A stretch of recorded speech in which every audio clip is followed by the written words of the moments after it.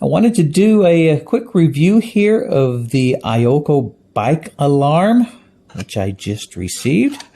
Let's take a look and see what's inside. First, it comes with a user manual, and I highly recommend reading this user manual. This is not necessarily just push a button here, push a button there to set the different alarms and the different sensitivity and the LED indicators. There's a little bit of work to it. So definitely make sure that you go through the user manual to understand how to do the settings. Taking out the main unit, you can see this one is about 4 inches this way by about 1.5, a little bit over 1.5 inches in that direction. I do want to point out one of the control buttons here.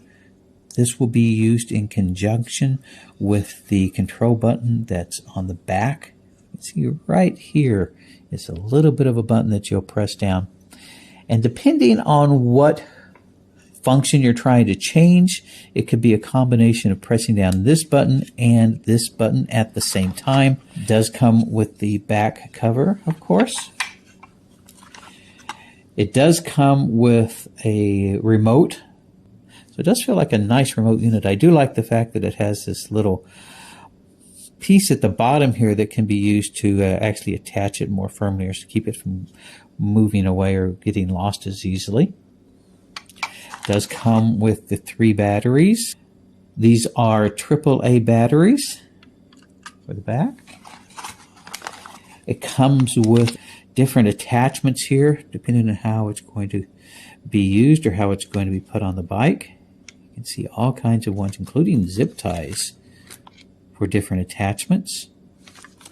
And finally, it comes with a couple of the double-sided bits of, well, kind of foamy sticky tape to be used depending on how it's going to be attached. We'll go ahead and put it on the bike and then take a look at it and see how it looks and see how it sounds. Okay, I was able to get the bike alarm attached to the bike.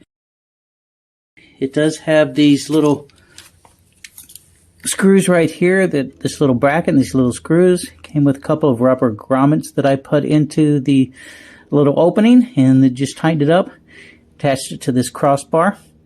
This doesn't go down very far without the grommet, so I had a little bit of an issue trying to find a crossbar that was thick enough for it, and that's why I put it here on the side instead of back on the bike rack. But it seems to be working out pretty well where it is. Spent a little bit of time trying to figure out what sensitivity levels I wanted. And I think I got it about the way I want it. So let's go ahead and give this a test. I'm going to arm the device.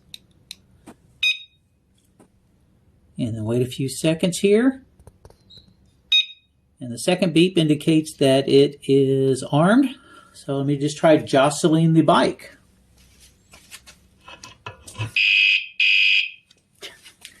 And if I continue to jostle it,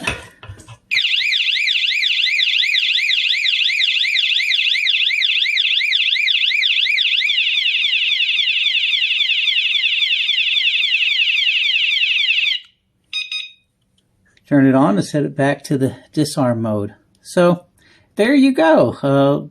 Volume is pretty good. I have it as sensitive as it can go, that sensitivity level 7, and that seems to be working okay. I don't know if I'll actually use the light. This light does have a function where you can switch it over to blinking mode, or you can switch it again to a constant mode. The interesting thing about that is, according to the instructions, the alarm won't go off when it's either in blinking mode or constant mode. And you can see it doesn't. So put it back like that, arm it again,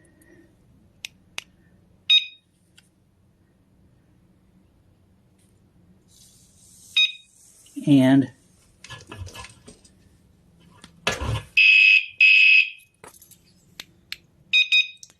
there you go. That's my new bike alarm.